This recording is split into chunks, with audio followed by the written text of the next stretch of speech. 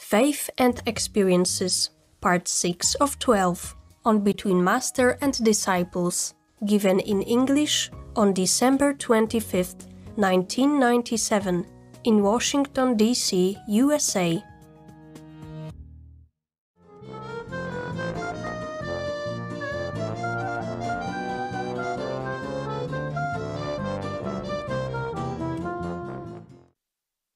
Supreme Master Ching Hai's lectures are not a complete meditation instruction.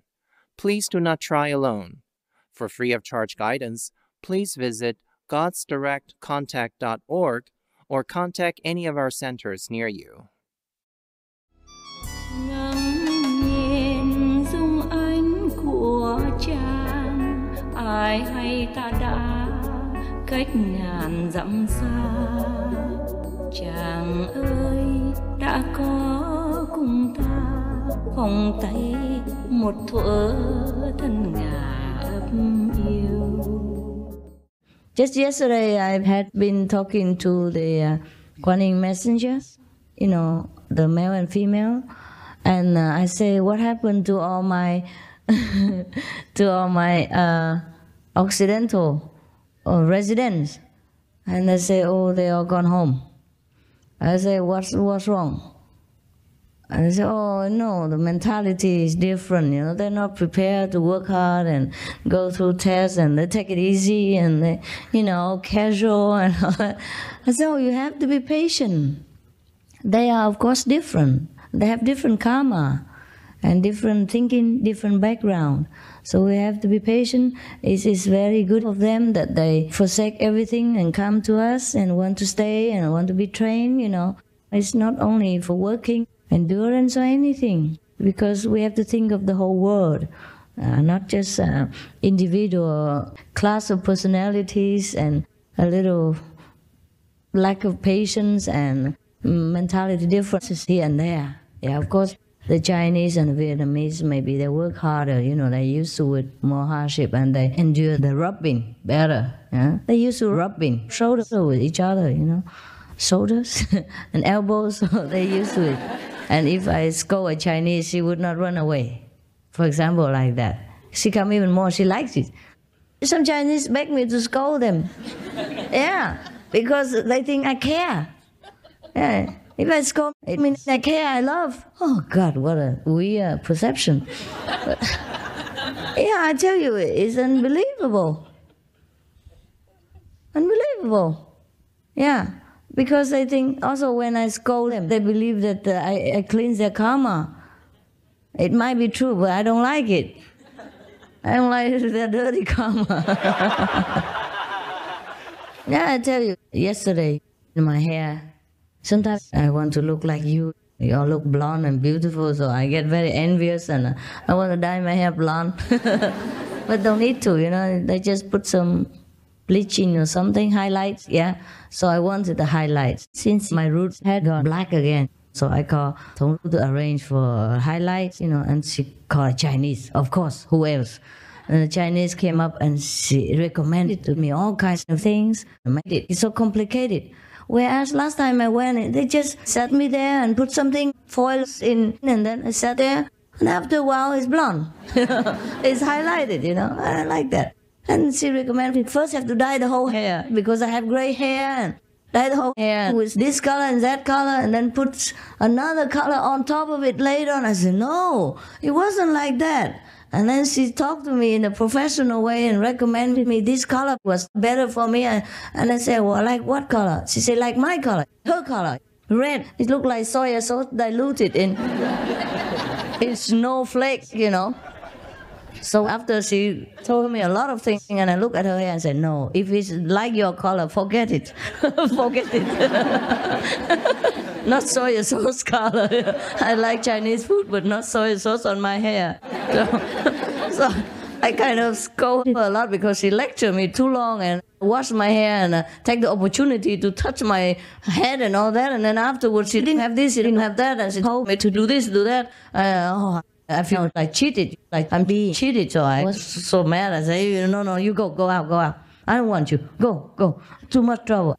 But she went out and sat in my living room and didn't leave. I told her to leave. I go out and do it myself.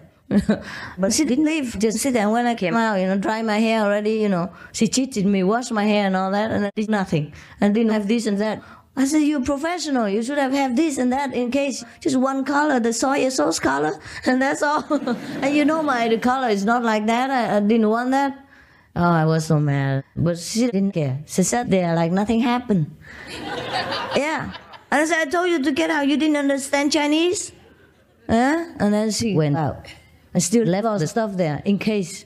I told her to take all the stuff out, but I said, I said, okay, then go alone. No, leave the stuff there. And then when I went to the shop, it's just about half an hour, everything done. So fast and no complication, no explanation, no lecture, nothing. Just did it exactly the way I wanted. And then immediately what I wanted. Don't you believe it? Yeah? Don't you believe the outside people are worse? It's not true. That complicate things a lot. Oh, are you still with us? Yeah? Are you still with us? Okay, you can ask her too. Her and her together. Oh, you get in a worse company. Oh.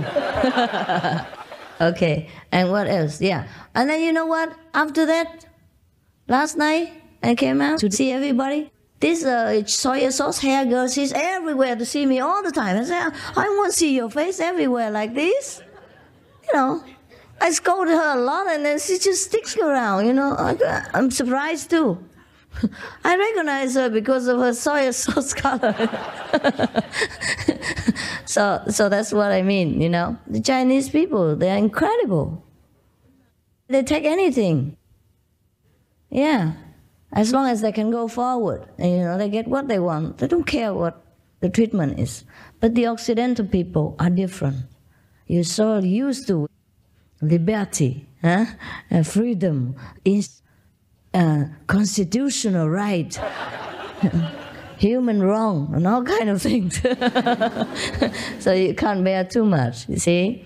That's why many of the Oriental people practice easier, yeah? Probably their endurance is more, or their ego is less, or they're not so used to an argumentative mind inside, so they sit and quiet down quicker. Not all of them, of course, and not all of you are like that.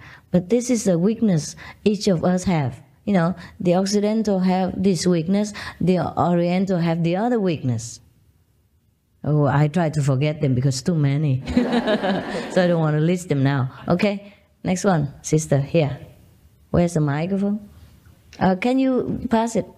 Okay. You don't mind if the male person? Oh, do we have a female to help with that?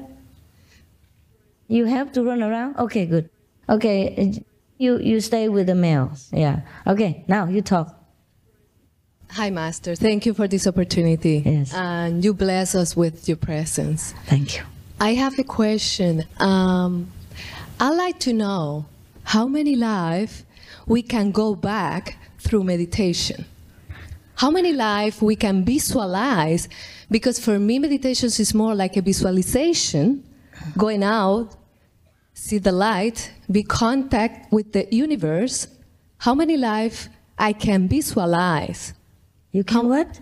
Oh, visualize. You don't visualize things. You mean the past? The past, don't bother about that. No. Don't bother about that. But if you go to the second level, there's a library there. And you can look into your past life if you want, but I would not advise it. Don't bother about it. Just go forward. Don't go backward. Oh, okay. Past life is not important. Oh, okay. Okay? It's not important to know your past life in order to understand your present? No. It's not at all. Not important. If it is important to know your past life, God would have let us be born with it.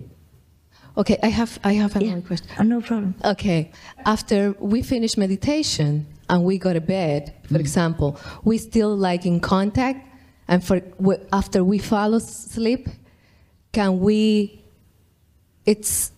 go to different places? Because for me, it's like a contact sometimes. We can. Yes, during your sleep, the Master takes you to places. Sometimes you wake up, you remember. Or sometimes you wake up in the middle of it and the light was just gone out and from here, and you have been somewhere. But sometimes you sleep soundly and the next morning you forget. But the master always takes you during your sleep if you concentrate more here.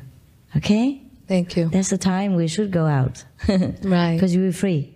Yeah. But sometimes you sleep with your husband and he kick you in the middle of your night, you know, and then you wake up and then the light was still there all over, and then you know that you have been somewhere and just came back.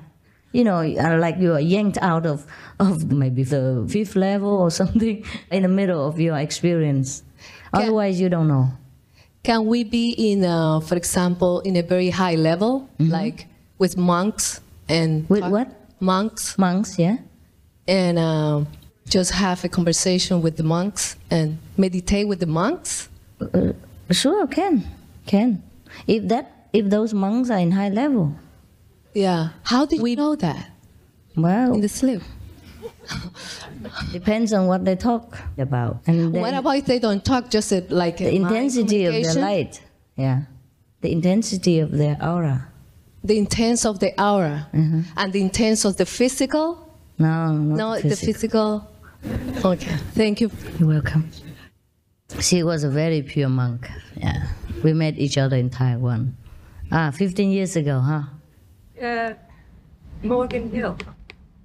Morgan Hill? Yeah. In 89?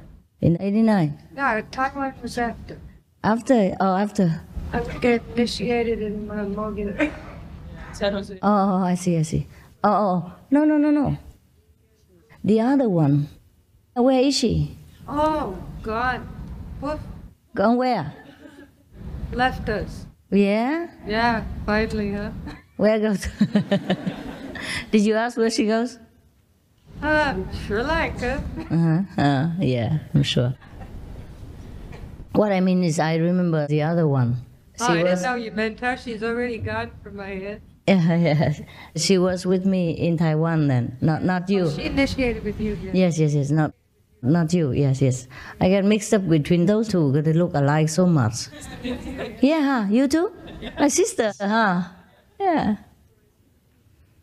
Okay. Bye. Yeah. Yes, which one? Okay. Since you are there. Oh, wait.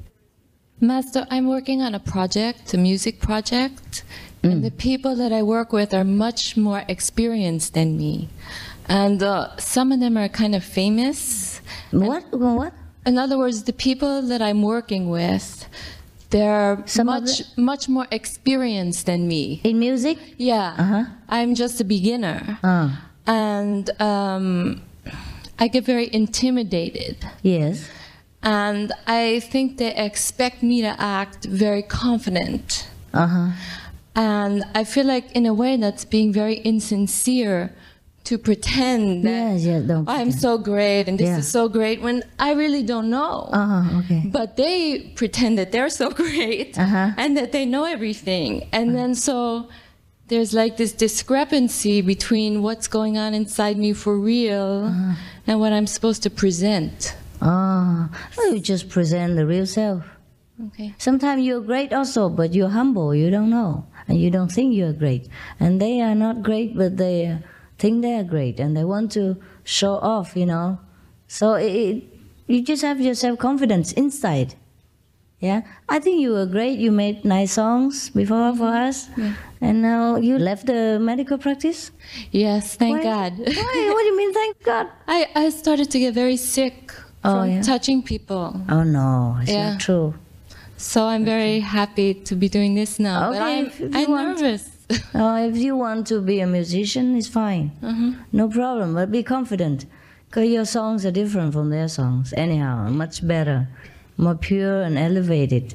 And people, when they hear it, they feel better. See, that's the purpose of music. It's not to be famous. It's not to be praised or to be recognized. If people recognize it, it's fine. If people don't recognize it, it's fine. As long as there are some people who understand your music and feel elevated and benefit from it. And that's all the purpose. That you serve the purpose already. Don't worry about their intimidation. You're great from inside already. Before you're a musician, before you started, you're already great. So what's the problem? I think the problem is, like, I just say if I have to be in front of the microphone or I get nervous, but maybe I should just say, "Oh, I'm nervous," you know, because they're all very. Oh, because they're more practiced. That's all. I got nervous before, 10 years ago, 15 years ago. Yeah. And now you get nervous when I sit here. Before, I got nervous when I sit in front of you. See? Practice makes the master. Don't worry about it. You get there. Thank you. Okay? Just hang in there. Yeah.